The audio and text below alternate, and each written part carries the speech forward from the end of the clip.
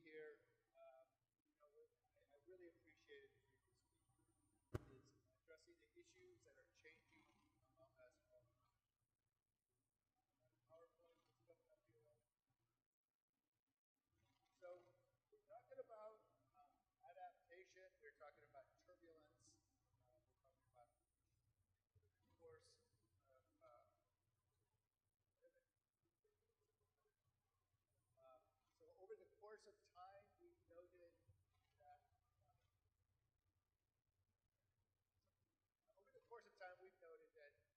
the world is more dynamic. We're in a constant flow of information, and really everything that we do changes every day. We like not to think about that. We prefer comfort. We prefer to believe that every day when we go to work and everything we see will be the same as it was. In reality, that's simply not true, and it is probably less true than it ever was. I was thinking on social media this morning that some of us in this room are old enough to remember when there were only one grandson. And when they went to two, we thought it was the end of the world, and that we would never have. And turbulence is what provides lift. Turbulence, the air traffic moves through air, creates turbulence. Lifts us off the ground. Without turbulence, there would be no flight, and in fact, the sky just can't move. I'm working a lot these days. I'm transitioning out of airports. I'm working a lot with water and artificial water projects, and I think about turbulent water. So every day we're facing new turbulence. And this is sort of to look at what I mean by turbulence, what we're talking about. Although I was trying to imagine an airport with airplanes without pilots in some way. Imagine how much easier it would be. What an interesting thought. When we talk about turbulence and the things that we're facing, there's a lot of people out there, and I'm not trying to, it's Monday morning, I'm not going to try to teach you now. I think it's important that we understand that facing forward and looking at the turbulence that we face is really critical.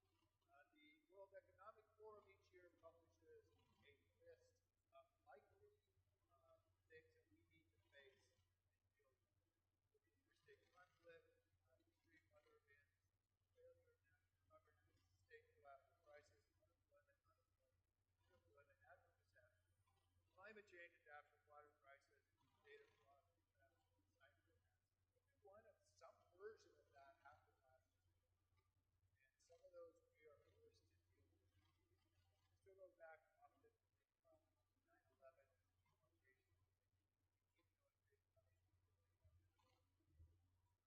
That there's a demarcation point there where we actually took the aviation industry offline. The entire industry was shut down. Now a lot of the staff is no longer working. The second chart looks at the impact. List of things, a water crisis, flood disease, weather disaster,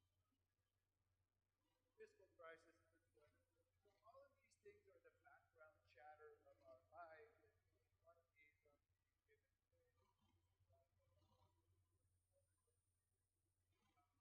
day more adapt, more fun. So in thinking about that, I brought together, with the help of Margaret I brought together an esteemed panel of leaders success at adaptation and growth, leading through turbulence, working through a number of different agencies and organizations. In Houston, and have Ken, who's the executive director of where she is.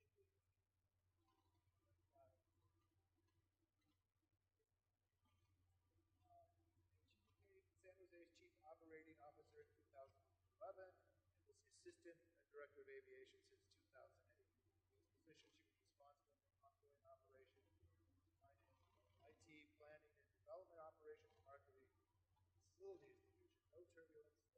She also developed the airport's operating strategy and set policy priorities. Her career in aviation airport manager has included operations and environmental positions, and she said another graduate of Turbulent. Kim holds a bachelor's degree in business administration from Indiana University of Pennsylvania and a master's degree in business administration and aeronautics from UU. So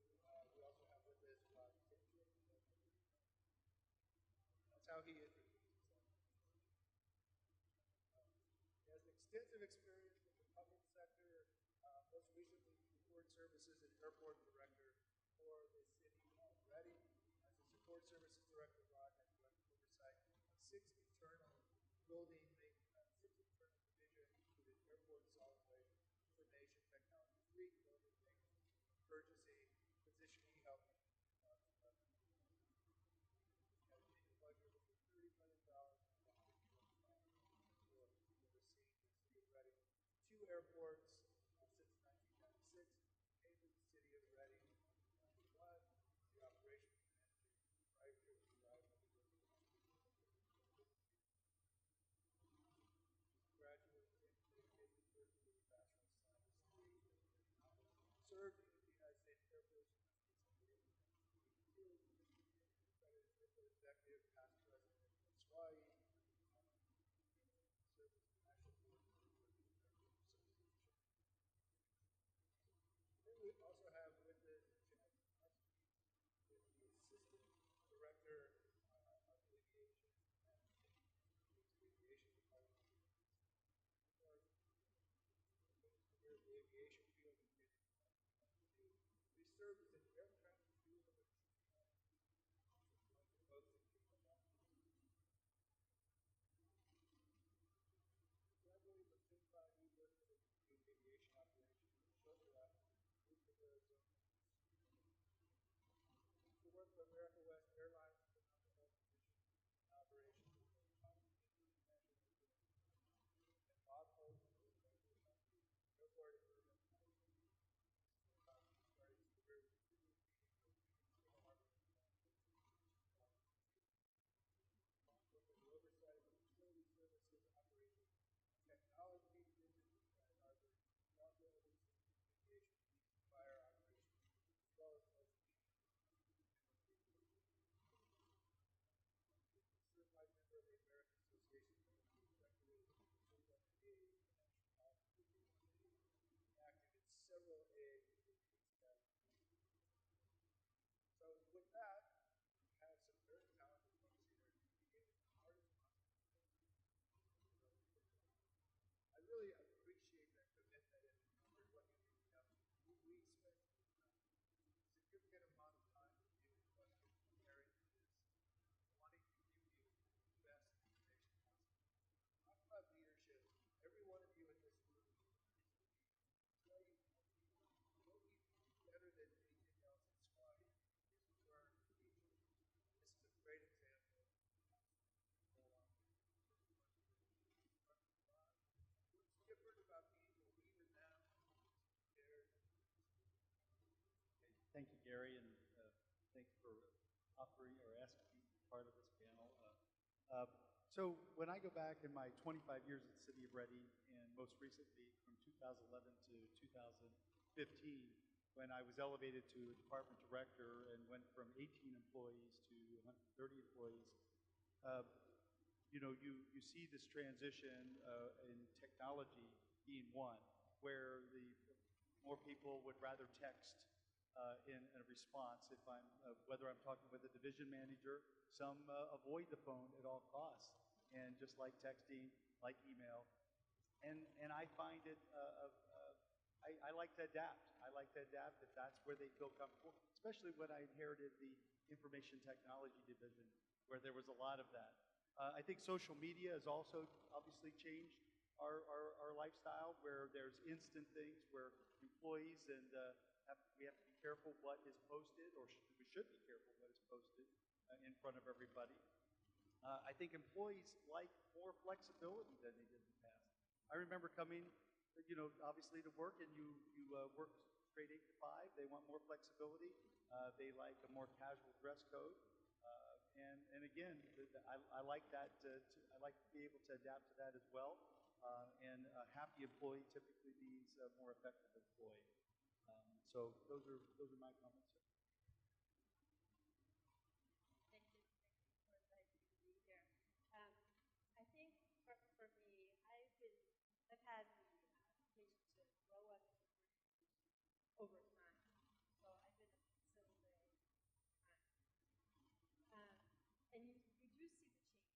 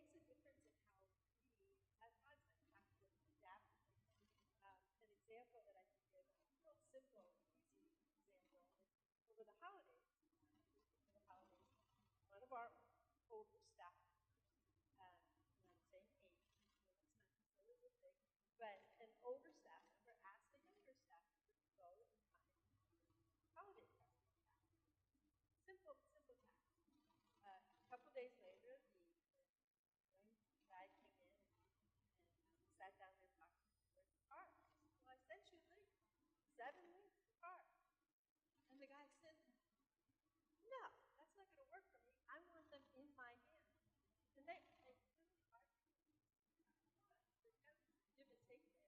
And I actually sided with the guy that said, no, that's modernized. So it's things like that that we have to adapt to, adjust the way that we work with younger students coming in, younger people coming in, and really take what they offer us and improve in terms of efficiency and productivity, working with those in Thanks.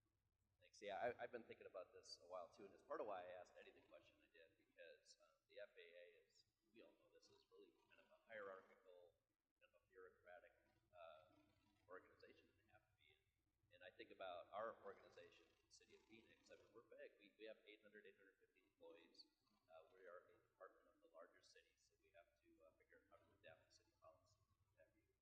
And what I'm seeing as we start to look at some of the private sector organizations is this trend of flattening and being more willing to cross-collaborate amongst visions, interchangeable ideas. I often think about, the fact that when I first started back in the early 90s, I really didn't question my boss. My boss told me to do something. That's part of the job. That's what I'm supposed to do. We are now in a world and in a culture where people are very willing to ask why. And I get that quite a bit when I say, hey, we need to do this. Let's proceed in this direction. Well, why? And you have to be ready to either defend why you want to do that, or you have to be open to these ideas. And I think that's kind of what's exciting is it's caused me to think as a leader to be less focused on doing it the way I want it done, or doing it the way I think will be more efficient. Be more goal-oriented, be more focused on allowing the team to figure out the best path forward. And that takes risk, and it takes, there are days when I think, oh my goodness, are we going to get there? But with a little guidance and a little structure and a little history, sometimes these folks, your team doesn't necessarily have history that's gone into why we are where we are. When you share that, you have to be open to accepting those ideas. And then I think of kind of just adding on to what Rod said. I think about when I first started, the boss secretary role was very alive and real. We are actually going through our organization now and looking at our secretarial type frontline positions and saying, is that still a position that's really useful to us? I have my own email, obviously. We have our tablets, our cell phones, what have you. Would that person be better served in a different role to support the organization? It doesn't mean getting rid of secretaries. It means thinking differently about how we use those skills to move our organization forward. So it's actually a pretty exciting time. Great answers. I was really interested to learn this week that Google announced that more searches on the Google search engine took place on telephones, smart desktop tablets. So, all right. So we'll start with Kim next and ask, what is the most innovative thing you have done as a leader in the past year, and how did you get others to accept this? Thank you. I took this in terms of the leadership perspective, what did we do in terms of leadership? And I think one of the things that we looked at was how we bring our staff up to speed on issues, give them experience and opportunities that they may not have had before. I'm part of a city, so we have very structured paths through the organization and very structured job descriptions and goals. And a lot of times somebody gets into a position, and that's what you start to see them as. You look at them as senior ops specialist or an operations manager or an accountant.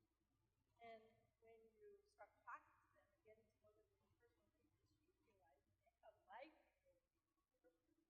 And their work, they may have been involved in something completely, totally different. So some of the things that we're doing right now are we're taking a look at the people in those positions and finding out what their history is and giving them the opportunity to apply those skills elsewhere.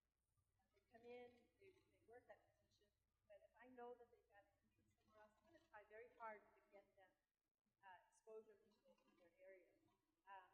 My admin assistant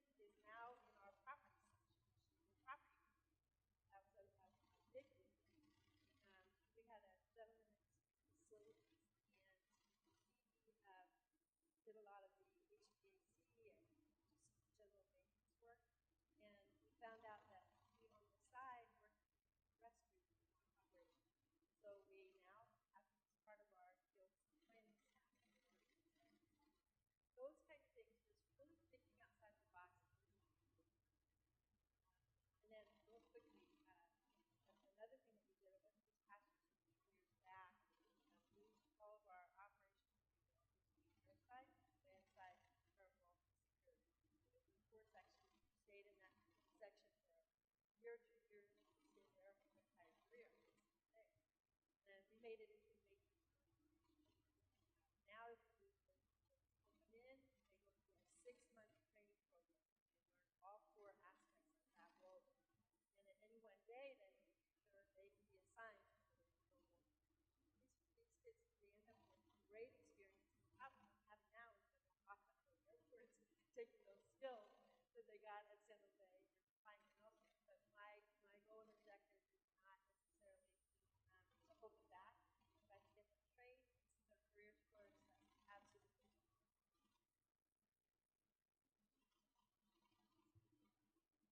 Well, I took that question and I looked at it as more of the community type leadership role. With Reading Airport being a non-hub, a small 139 airport non-hub, suffering from a reduced air service during the recession since 2008, air service enhancement is a top priority for not just the airport, but for the community. We are a triple recipient of the Small Community Air Service Development Program grant program, and we're very pleased with that. But in '04, we received a grant for service to Los Angeles with Horizon, and then Horizon, through some modifications with Alaska, ended up closing several cities, Reading being one. So when we knew we were not happy with the reduced service, this was about 2 years ago, and I got together with the community leaders in the council chambers. We invited 55 community leaders, worked with our economic development people, and we basically went over the air service, the history of air service in Reading, short history, but that and what efforts we've been making to enhance air service. And what we wanted to do was educate these community leaders in what it takes to enhance air service at a non-hub airport. When we're competing against 40 or 50 other smaller airports or 1 or 2 jets, and we need an incentive package to make a difference. The SCASD grant that we used in '04 for Los Angeles could not be repeated for another run to Los Angeles. Los Angeles Basin being our #1 destination in our passenger study. So we educated these people, and what it resulted in was over 40 local investors, 40 local businesses, an incentive package of about $1.2 million of all local money that we are using for an incentive package, and we're working with SkyWest right now for service to Los Angeles. And it was obviously it was great for me to establish even a broader sense of leadership in the community, not just in the airport, and trying to make a difference and being innovative of how we can do that. I'm giving you the very short Reader's Digest version, but it was a long haul to get here, and we're very proud of that. I knew I should have given my answer before you, Rod. That's pretty good. I think my thoughts are something that we've done in the last year, which I think has been very important for our organization, is you all are, if any of you are paying any attention to what's going on with FAA flight paths, RNAV implementation, Metroplex, you probably think of Phoenix, right? Phoenix, unfortunately, is really kind of the poster child for what has gone wrong in terms of how we connect with our community. And we, as an organization, recognize we need to take some ownership in this, and we need to look at ourselves. And if you go to our website, you'll see a 20-some page report that explains exactly what we could have done better as an organization. We wanted to own that. We wanted to make sure our team heard about it. We wanted to make sure the public, we were completely transparent with the public that we serve. And there are some opportunities for improvement. One of the things, how many of of you are familiar with social awareness or environmental awareness, those terms. Yeah, I mean, that's, if you go through any kind of leadership course, you start to talk about those concepts. And it's really just about understanding how you come across to people, recognizing kind of how you feel about a situation, if you're emotionally charged about it, how you might come across, and how they're perceiving or receiving the information that you're giving.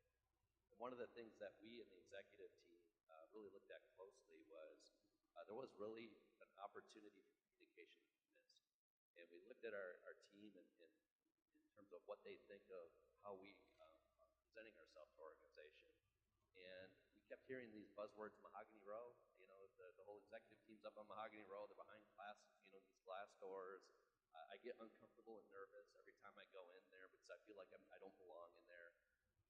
We realized that needed to stop. And so what we did over the last year was we moved out of those offices. Our offices, my office right now is less than half the size of my previous office.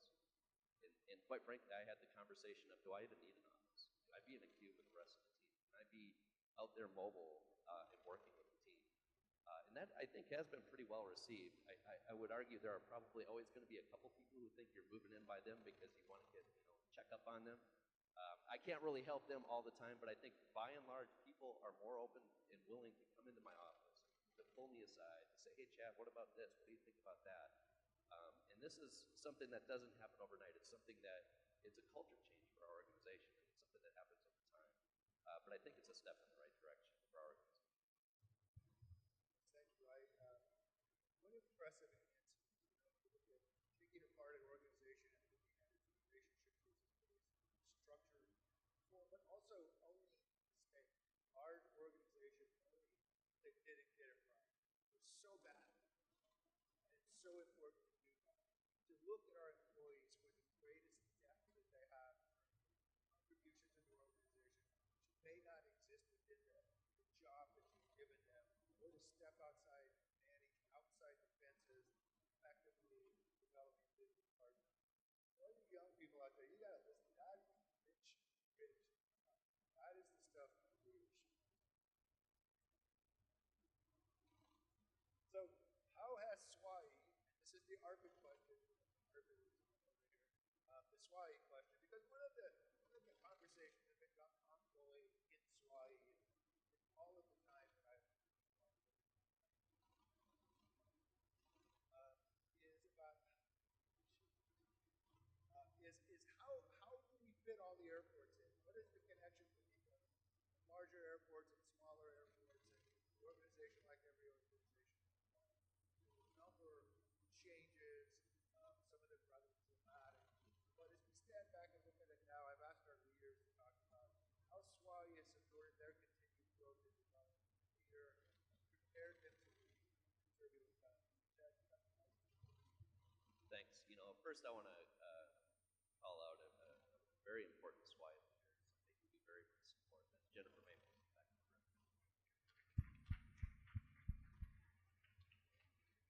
Everybody knows Jennifer. Everybody knows her contributions to SWAI. I wish we could take, the city of Phoenix could take credit for that. We can't. I mean, she's just a very engaged and motivated leader herself. She gives back very selflessly to the association. She's been a great ambassador, I think, for the city of Phoenix as we continue to engage in the association. So thank you. I also wanted to just briefly kind of talk about kind of my view of how SWAI has helped us. Not everybody can go to the national chapter conference. And quite frankly, that can be very intimidating. When you go and you're amongst 5,000, 6,000 of your closest friends in an exhibit hall that goes on for days, it can be pretty intimidating for somebody who's just getting into the world of associations and how that works. So I think SWAI has been a great way for us to get some of our the middle kind of level managers and some of our frontline supervisors to start to get engaged. And we're excited to continue to do that even more. The thing I think that really resonates for me about how SWAI has helped, and I'm looking at Todd over here, and just in front of Jennifer here, as we're trying to figure out how do we deal with UAS, it's our connections with SWAI and recognizing that Todd is a leader in the industry as it relates to UAS issues, and we wouldn't have known that had we not been participating in the chapter. Todd, very selflessly, we called him, said, hey, would you do a conference call with our police department? We need to understand kind of where the industry is going, and he got on the call. He helped us understand that we're able to move our organization forward because of the advice that he's given. When we were dealing with Uber and Lyft issues, and we still are dealing with that, unfortunately. When we were dealing with those, we called SFO, and it's because of those connections and relationships where we know that they're kind of the leading edge of this. And it's those connections that you make in the association that really are so beneficial. It's not necessarily what you learn in these sessions. It's when you go out in the hall and you're talking to somebody who you've never met before, and you start to talk about commonalities and what you're doing there. Those are the things I think we get out of this association. I really encourage you to take advantage of it. This morning, in her introductory remarks, Gladys mentioned partnership and communications. That's really what it comes down to. At San Jose, we, a few years ago, had our Turbulent $1.3 billion, and we have $1.3 billion in debt. So we took some drastic moves to cut costs all over, every way. Travel was part of it. Which training was as well. So we kind of fell away from the UAE and Swazi for a while, as well as every other organization that we really should belong to. And now, in my role now, I'm seeing that has had very negative effects for us. And my goal for the last 2 years has been to get back out there, become more involved, get to know people, and determine where I can send some other folks. Again, still on a limited basis, but the key to success in your organization is not people that you work with. You have so many resources right there in this room to reach out to, talk with. Everybody's dealing with the same things, and maybe a little tweaking here or there, but to reach out to folks and learn from them, learn best practices, even more important, learn what they can do well, and grow from that on those same topics that Chad mentioned. So our goal at San Jose is to get more people involved at the local level and the national level, so that we can interact and learn each other.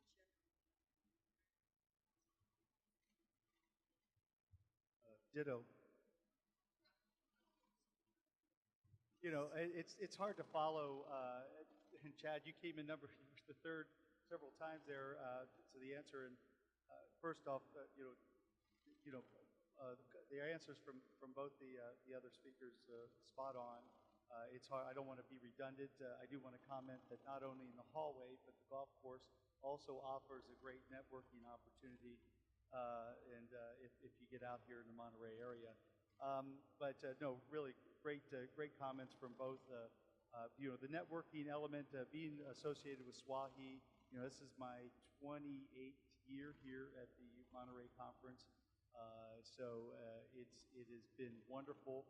I have taken bits and pieces from different leaders over that time frame. Several of them are not with us anymore.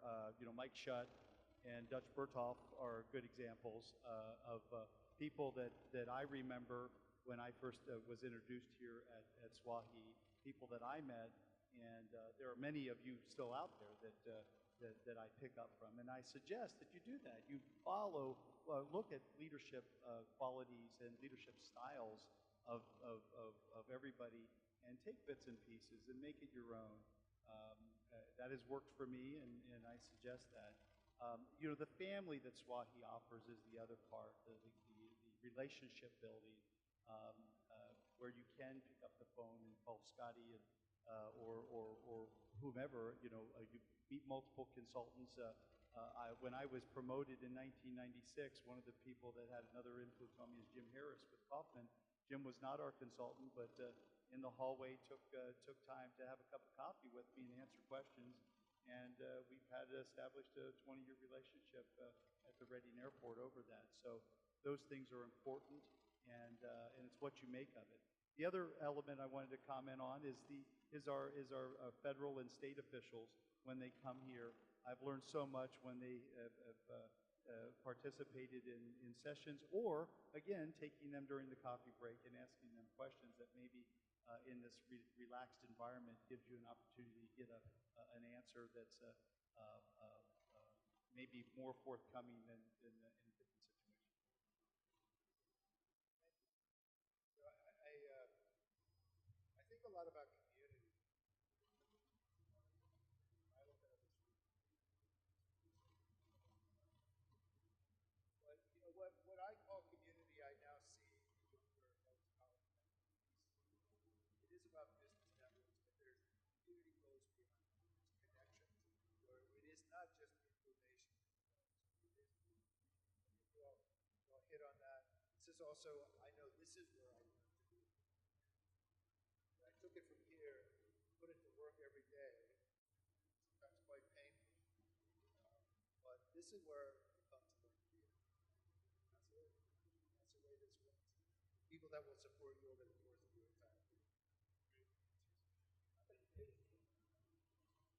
All right. So, Rod, we'll let you take this one first. How do you maintain you and your team's daily motivation and inspiration despite the turbulence, obstacles, pushback, etc.?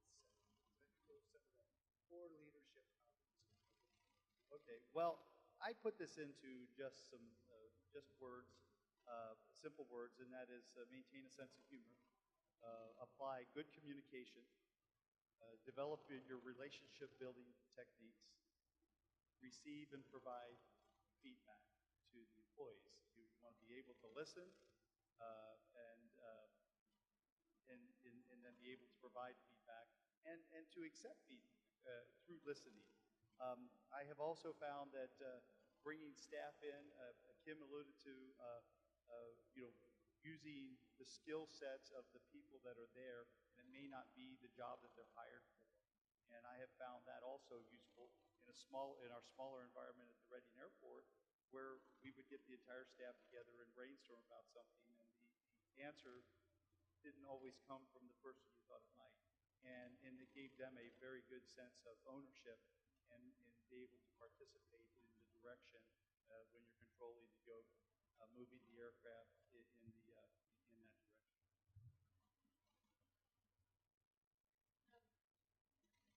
So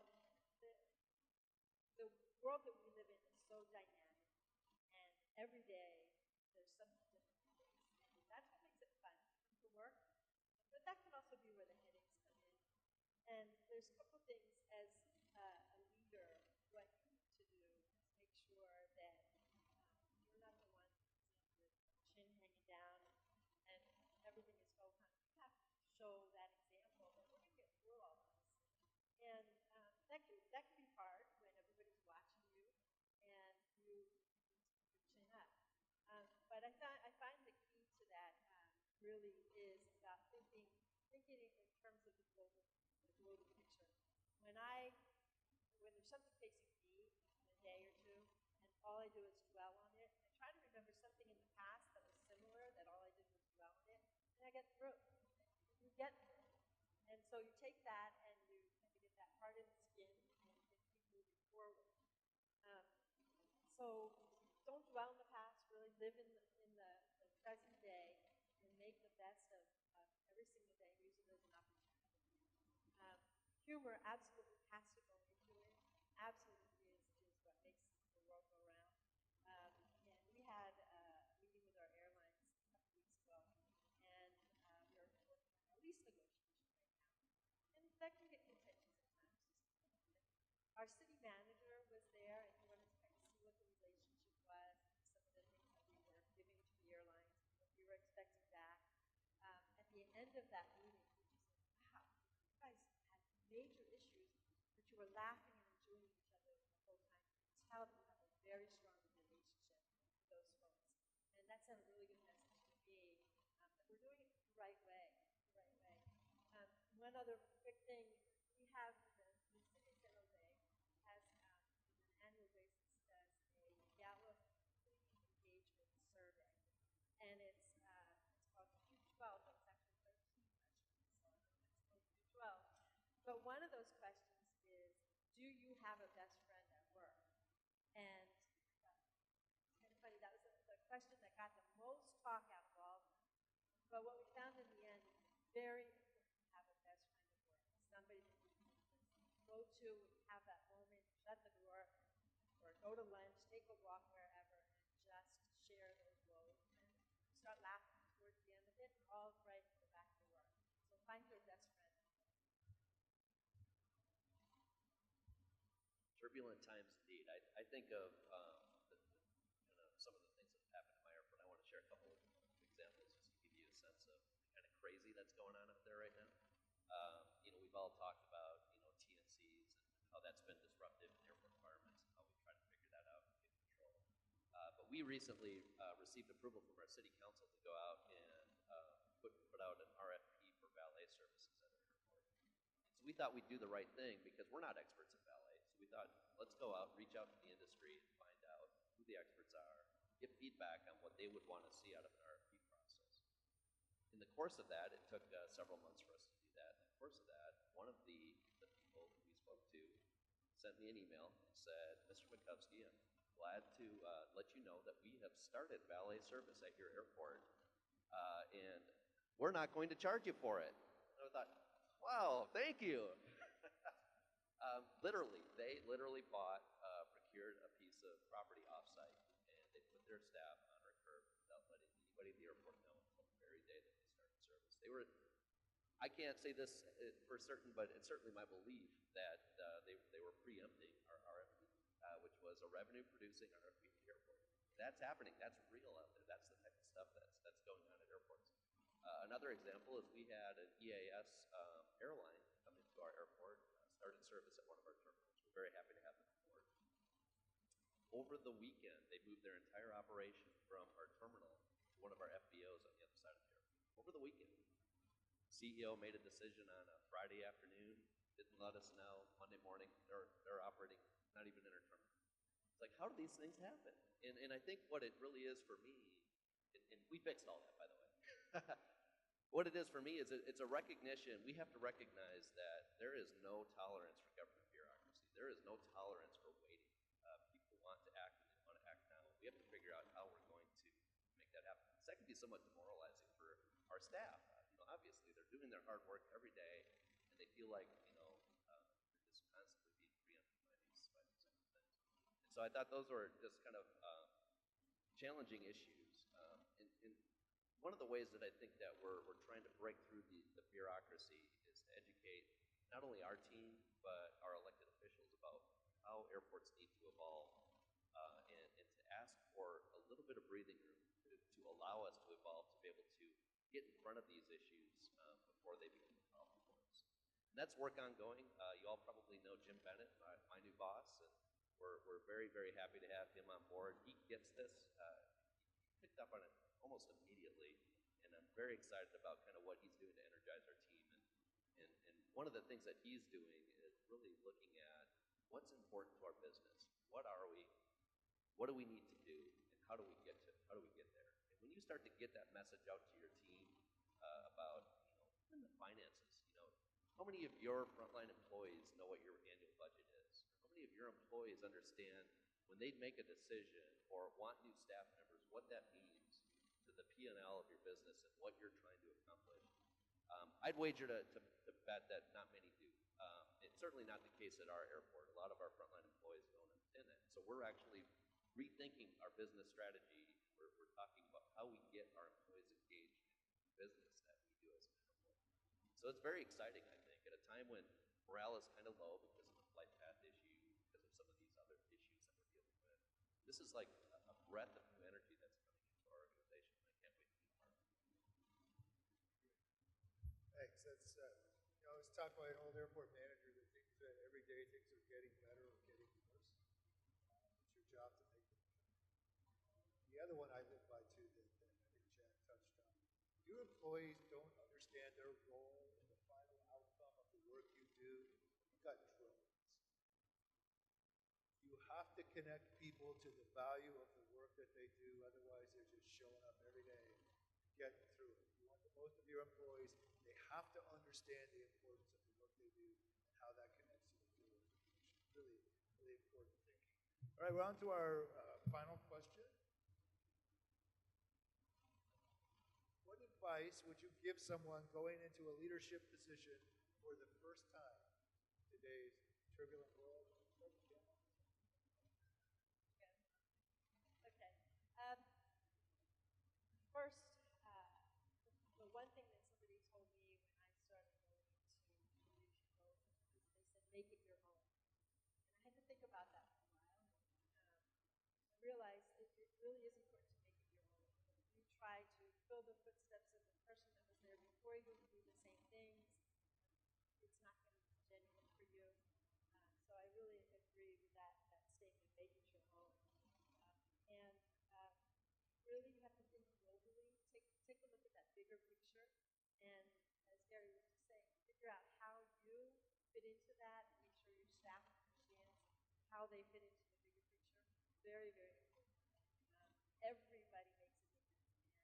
And we have team members on a quarterly, or team meetings on a quarterly basis. And each time I try to make sure that everybody from every aspect understands how they relate to whatever issue it is that we're talking about. Bring those direct examples into it. And then, the other thing, I think you really just need to get involved. Be here at things like this. Reach out to your peers. And don't be afraid to walk up to somebody and talk to them. They, as a new leader, were in the same position a couple of years ago. And now that as long as you stay involved, you get to know more people, get to know the issues better, and when you feel comfortable, you'll be outgoing and participate more. So please take the opportunity, especially in this year involved. Okay. So I have a list of things that put together, but take the time to create a positive culture with your employees and the environment that you're working in for the airport and the other airport tenants. Take the time to hire well, because that you will reap the benefits in the long run when you hire well. So make sure you take that time. Lead by example. Make sure you have a vision, because the employees want to know that you know where you're going and where you're taking the organization. Embrace an employee collaboration. I believe collaboration is always important in getting people to work together. And of course, then that comes up with working on your team. Continue to build your team. Take ownership, and then that your employees also take ownership when things go good, when things don't go well. Of course, maintain your sense of humor. Deal with people in an honest way and have integrity. Never pass up an opportunity to mentor somebody. I'm big on that also when I inherited or was promoted in 2011, I was shocked how poorly the city of Reading mentored the young supervisors and division managers. And several of them had said that their director really never came to them in the past and talked to them about the bigger picture of the city. And so I definitely took that to heart and worked on that. Be flexible. Try to find a way to say yes. And I thought you were going to say no. Yeah. Try to find a way to say yes. Again, being in those situations where you're in a room and it's in a bureaucracy and the answer is no, I've always believed in let's try to figure out a way to say yes. You still may have to say no, but you work on it. And then my last comment is a quote, and it is a leader. A leader takes people where they want to be. A great leader takes people where they ought to be. So I just always stuck with you. Thought I'd end with that. I'm going to take a take. Go ahead. When we were talking through our questions, Riley said, "Learn to say yes." And I absolutely agree that with that, you have to find a way to say yes. But and Chad, you mentioned it earlier, you also have to say no sometimes. When you know that this is just not the right direction for either your work or the airport as a whole, just because somebody in a higher level of authority asks you to do something, you can say no. And quite frankly, as the director, sometimes when somebody says no and they say, well, wait a second, have you thought about it this way? I haven't, because there's so many things going on. And when somebody stands up and says, wait a second, you're missing this, I think, wow, I've done my job. The supervisors have done their job to get this person to be able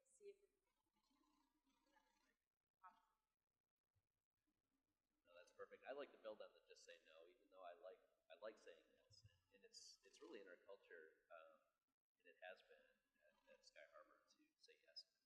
No is not the word. So whether it was a vendor coming into town, whether it was airline needing some help with something, whether it was ground transportation partner doing something, needing something, we tried to figure out how to make it work. And I tell you what, what's very exciting for me personally and professionally is you never stop learning. And so it's so exciting for me to have somebody like Jim come in and take over the leadership role at Sky Harbor because he is very focused on, kind of going back to what I said before, defining what our corporate strategic plan ought to be. What is the mission? What do we need to accomplish in the next year to move our organization forward? And if somebody comes to you with something that doesn't fit that mission, it's okay to say no. It's okay, because what we do is we end up chasing our tails, all these different distractions, and it's like squirrel, and you're looking over there, and then you realize a year has gone by and we're no further forward than we were a year ago. And so the idea is really staying focused, defined, and moving your organization forward. That's what really matters. And so I really appreciate both comments. But with our team, we do try to find ways to say yes to. So I want to give Rod props there. Two quick things for me. One is a quote I really like, and it says, one of the most important leadership lessons is realizing you're not the most important or intelligent person in the room. And I think that is good. Having a sense of humility, recognizing you have a brilliant and very smart team, you just need to give them that opportunity. They might need a rudder steer here and there, but you don't need to micromanage everything they do to get there. They have ideas that you may not have thought of, and quite frankly, more often than not, they have ideas that I haven't thought of. So that's very exciting for me. And then the second thing is kind of building on hiring the right people, like Rod said. Think about how we promote people today. A lot of times people get promoted because of their skill, right? I mean, they do a good job in their current role, so you're like, yeah, great, let's move them to the next level because they did a great job in this role. Really, we need to be thinking when you transition from skill-based careers to leadership careers, you need to start looking outside the box. You need to start thinking about what qualities do they possess? How do they work with people? How do they interact and engage people?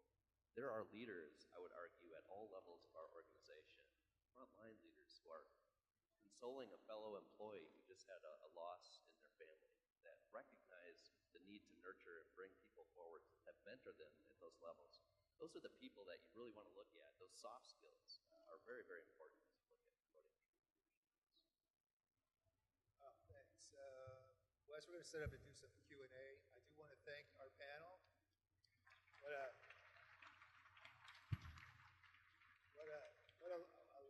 lot of great answers. Rod and I had an interesting experience about 5 years ago when we both got tagged out of the airports into higher level of local government. Who wouldn't hire somebody from an airport?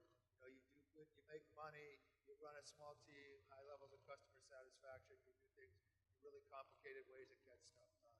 So Rod became the Director of General Services. I became the Director of Public Works, much to my surprise. In the end, there are only two things. I took a job that I had to learn every day. There is only learning. Your success is directly dependent upon your ability to learn, continuous learning, and there's only four. You got to know your history. You got to understand where the pitfalls are in the past. The only thing you're going to do every day is take it somewhere new. So those two things are really important. Thank you. Really great. Questions? Yes.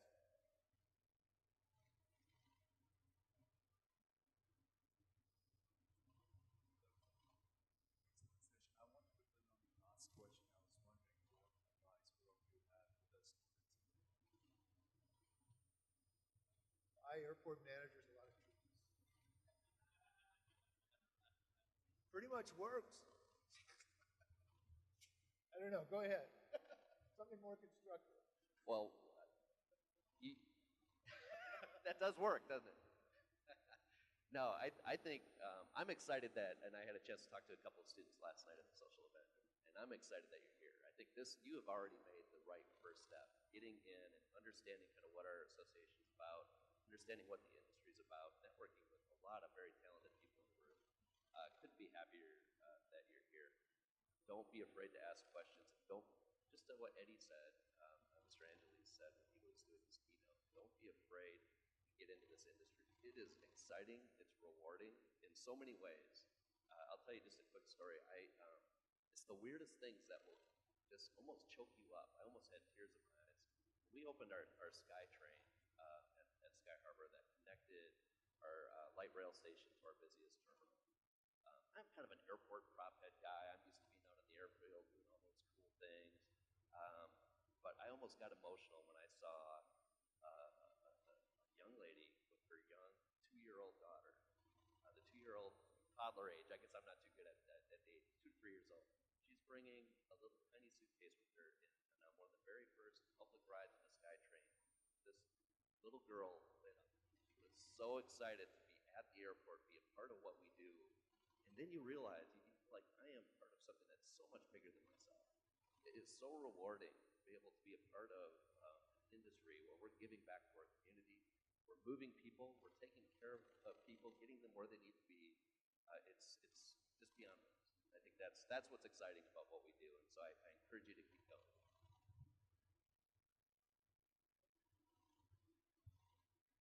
Yeah. Every single day, like I said, every single day there's something new, something different. And when people say, "Well, what do you do?" I say, "Well, what moment of the day would you like to know?" You learn so much about so many other aspects of running an organization, of the industry as a whole. There are so many facets to it that you can't possibly uh, not learn something new every day as you move forward. And it is an exciting industry to be in. You have to take the initiative, go out there. My first job resulted in, my mom said, "You need a job." And I came home from college for the summer and walked into the local airport in my community. Cold, never had an appointment, a small airport. And I just said, "Do you have openings here? And can I work?" And the airport manager at the time said, "Sure, come on in." And which was shocking to me to begin with, but that's what our industry is all about. When the young kid come in there, they said, "Come on in." I sat down, and little did I know that he was the chair of Turbulent at that point. It was totally unknowing going into it. And he gave me my chance. And so what I ask of you as you go forward and you become leaders is find somebody else and make sure you give them that chance. Well said by both so far. I was an intern at the San Jose Airport after graduating from San Jose State, and it really gave me an opportunity to get involved. My advice would be that on your first job is to obviously always take whatever job you have serious and do the best you can. As you move up in the industry, you may have to relocate and to move on, and that's just part of it. But also to take the opportunity to continue to network. There are a lot of smart people that are here.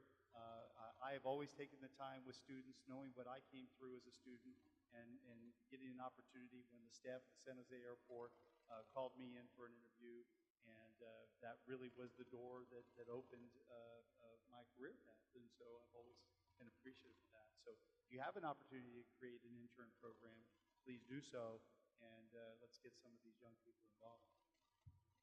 Yeah, I would add two things. One is service.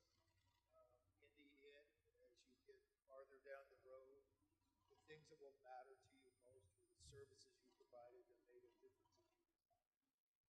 Just as Chad was talking about, you see that, you'll find many opportunities. I commissioned a mural on the front of our airport that has the kids hanging on the fence, watching the airplane, because that's part of our myth and our story. That's how a lot of people became the Turbulent. The other one I think Rod is absolutely right about. I have my Padawan back here, for those of you who don't know. Padawan is an apprentice Jedi Knight. So it's more about me being a Jedi Knight than it is about him being an apprentice. But, you know, it is a value that we have in this industry that we do to each other. We bring people up, and I've seen so many students move up and around and spread out. Got time for another question?